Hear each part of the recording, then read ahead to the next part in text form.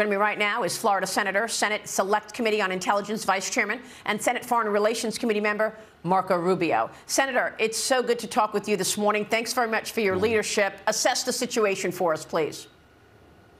Well, the situation in Israel is as follows. They are right on their border in a territory there called Gaza, a bunch of fanatical savages the reason why they exist is to destroy the state of Israel, drive every Jew out of the Middle East, has just butchered and massacred babies and teenage girls and innocent civilians. They can no longer coexist. I argue they never could, despite some of the so-called experts around here saying that Hamas is a group you can work with. By the way, including the guy in charge of dealing with the Iranians under the Biden administration, who's now being investigated for all kinds of crimes involving classified information and sharing it. This guy was one of the guys arguing that. So what happens? Israel can't coexist with these guys. This group has to be destroyed. But this group follows the same playbook. This is a playbook they've played over and over again. Not just them, by the way, Hezbollah and others. Okay, they attack Israel, they kill a bunch of Jews, then they take off running and they go hide in Gaza, for example, and they hide behind civilians. Israel responds. Civilians, unfortunately, die because the Hamas uses them as shields. They then go run to the global press and they say, look what Israel's doing, look how terrible this is, and then everyone puts pressure on Israel to stop before the job is done. And then what happens? Those guys survive and they come back and they kill more Jews in Israel. And that plays out over and over and over again. That's their playbook. They've done it over and over again, and this time has to be different. These guys cannot be allowed, this terrorist organization cannot be allowed to continue as a viable entity. These are the guys who want their own country. Hamas's position is basically, we want to govern not just Gaza, we want you to give us our own country. I imagine, presumably, from which they can then kill even more Jews. This is an unacceptable situation. Israel has no choice but to wipe them out, and we have no choice but to do everything we can to help Israel by providing them the material they need to finish the job. Well, I know that you, at one point, are going to be looking back to see how, in fact, we got here.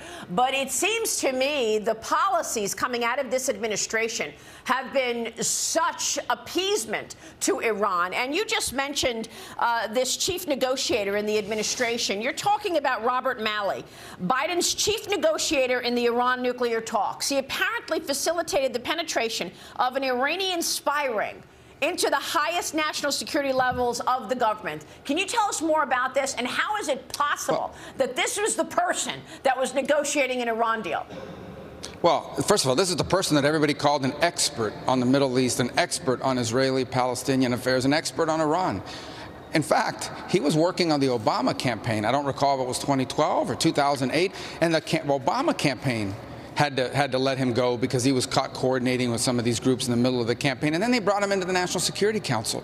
And then this guy has an extensive record of writings in which he basically argues that we should be at the table, that Hamas is a responsible actor, that they actually need to be a part of the solution, that they should be talked to. I mean, he has a long record of this. They put him in charge of the Iran negotiations, a guy who has clear sympathies for the Iranian regime and who, beyond that, which is annoying and dangerous, the bigger challenge here is, and the influence operation that I have no doubt he was a part of in terms of influencing our policy and the way we talked about Iran. Okay, this is a guy who's potentially sharing information with them. And then how misguided. But his viewpoint, you will find it all over. You go out and go find experts anywhere, the Council of Foreign Relations, at any of these other institutions out there that have been corrupted, and it is filled with experts who do not understand that Iran is not Belgium, that Hamas is not Luxembourg. We are dealing with people whose value system tells them that life has no value, that it is okay to die, that is a form of worship if you die in the name of jihad. In fact, they view it as heroic for their children to be killed as martyrs. They do not value life. They are willing to kill innocents, and their goal is pretty simple. They want every Jew out of the Middle East either dead or gone. That is the stated purpose of Hamas. And we have this problem. We Westerners have a problem. We don't believe these people when they say this stuff. We just think it's propaganda and talking points. We don't believe they actually mean it. And in the case of Iran, they're trying to acquire nuclear weapons. What do we think they're going to do with those weapons? They will use them to commit these sorts of atrocities. And yet this administration has been trying to get an Iran deal done, trying to negotiate with the Iranians since day one, since Joe Biden walked into the Oval Office. I want to get your take on the other players here, the Qataris, the Chinese, because we're told that the U.S. and Qatar have reached an agreement to block Iran from accessing that $6 billion in funds that were part of the prisoner swap that Joe Biden unfroze for the Iranians just last month. Before this, are the Qataris complicit? Do you believe that, in fact, that money is refrozen again? Well, I don't know if it's been refrozen. I've seen the reports on it. Look, the Qataris are complicated. As it's a complicated situation, as much as in that part of the world. It's a small kingdom with a lot of money. And how do they punch above their weight? Is they have influence. A long time ago, I believe they made the decision that having some relationship with Hamas made them a player in the region, gave them some influence.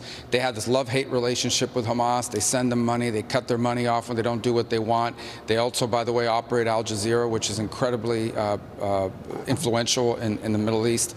And on the one hand, I think the Qataris probably do not want to see a regional war because it's destabilizing to them and everything else. On the other hand, they have this long-standing relationship with different groups like this because it gives them influence in the region, and it creates all kinds of friction within the kingdoms, the different Gulf kingdoms involved. So it's a complex situation involved there. Unfortunately, I think they should re-examine all of this. I really don't think that groups like Hamas should be anybody's proxy or should be anybody's agents of influence. These groups can't be dealt with. They have just showed us who the Israelis have known they are, and many of us have known they are for a very long time. They've demonstrated it to the world. These groups have to be eliminated. And then there's China, Senator. Former Secretary of State Mike Pompeo joined me this week on this. Here's what he said about China. Watch this. We shouldn't think for a moment that Iran doesn't work alongside the Chinese Communist Party. You'll remember it's now been a year and a half or 2 years, signed a 25-year weapons deal between China and Iran. No, they are firm partners, this axis, right? I'll give you another example from just recently. The UN Security Council, China and Russia, blocked any response, any just simple statement about the grotesque terror attack inside of Israel. No, the Chinese and the Russians see this as a chance to distract the West, to undermine what we had begun to build out in the Middle East, relationships between the United States and the Gulf Arab states. The administration has played fast and loose with American money to the harm of the American economy with the Chinese Communist Party. So what about that, Senator? Is China supporting Hamas or China supporting Iran as Iran supports Hamas? I want to get your take here because just yesterday, the Coalition for Prosperous America out with a report on how Vanguard and the FT Russell groups are sending money by investors in the U.S. to fund China. Is that ultimately funding this war? Oh, indirectly, absolutely. I would tell you a couple things about China. The first thing they care about, because they're not like our leaders that are stupid, they want the oil. They understand that oil is critical. They may put out statements about global warming and climate change and clean energy, but they want oil. They have the world's largest surplus of refining capacity, and so they don't want to see anything that disrupts the oil supplies in the world because it hurts their economy. The second thing they want is anything that drains America, costs America money, or distracts America. And so in their view, for very little investment, any sort of disruption there that focuses our attention on there instead of Taiwan and things of that nature is positive. And so that's why I think you see the Chinese take the position that they have and have relationship that they have with Iran. In essence, they believe they want to overtake America as the world's great power. They view Iran as an irritant to the United States and a place that we have to focus on. And so the more Iran has power, the more Iran has influence, the more Iran can be a player at our detriment, the better it is for China. And I think you'll continue to see them take this position, as the Russians have as well. But the Chinese obviously have a lot more power and influence at this point than the Russians do. So I think, to build on what Pompeo just said in that clip, absolutely China is a part of this broader alliance or axis of anti-American, anti-Western interests in the world who view every opportunity as an opportunity to harm America, harm our allies, and strengthen themselves in the process. How would you assess the U.S.'s response to this, Senator? What should we be doing now that we know that there are 150 hostages? And I'm reading today that the charter flights are just beginning now.